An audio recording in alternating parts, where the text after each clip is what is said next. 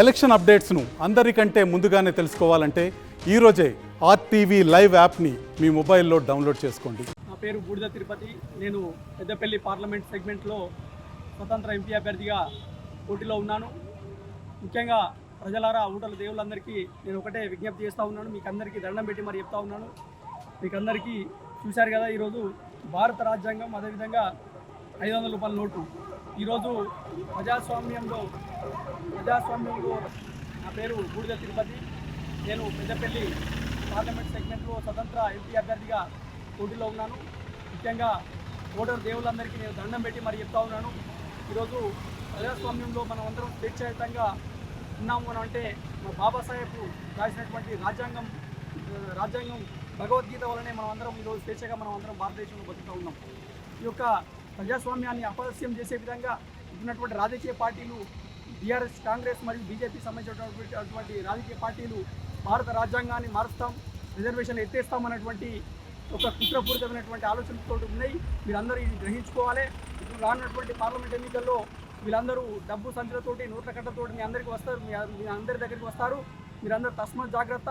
మీరందరూ భారత రాజ్యాంగాన్ని నమ్ముకుంటే నిజంగా మన భావితరాల భవిష్యత్తును మనం తాకట్టు పెట్టినట్టే అని మనం ఊహించుకోవాలి. ఎందుకనంటే మనకు భారత రాజ్యాంగంలో ఆర్టికల్ 326 ప్రకారంగా బాబాసాహెబ్ అంబేద్కర్ గారు మన భారతదేశాన్ని 1950 నవంబరు 26వ తేదీన మనకు ప్రపంచ దేశాల్లోనే అతిపెద్ద భారత రాజ్యాంగాన్ని మనకు అందించడం జరిగింది.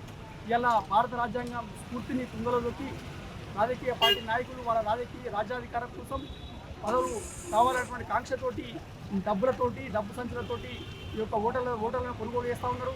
ఈ వాళ్ళ మాయ మాటల్లో పడి మీరు మీ విలువైన ఓటును అమ్ముకోకండి, భావితరాల భవిష్యత్తును నాశనం చేసుకోకండి.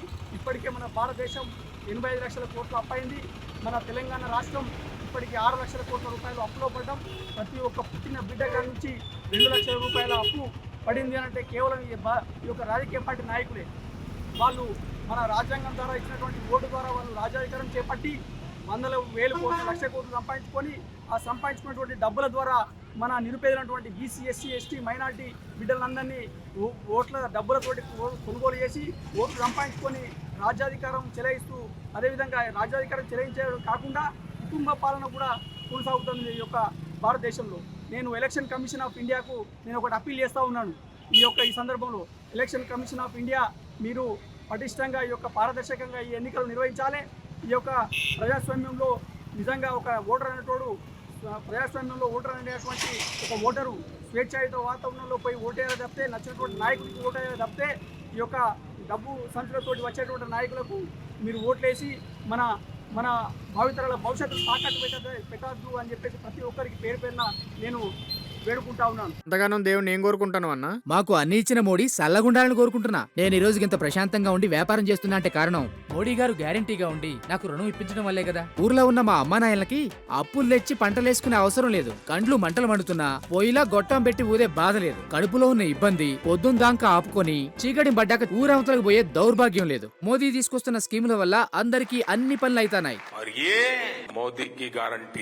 నేను ఎంతో సంతోషంగా చెప్తున్నా, ఇది నా భారత్. మోదీ గారి ఆలోచనలతో ఎదుగుతున్న భారత్. కమలం గుర్తుకి ఓటేద్దాం, బీజేపీని గెలిపిద్దాం. మోడీ మన అందరి నేస్తం, బీజేపీనే గెలిపించేద్దాం.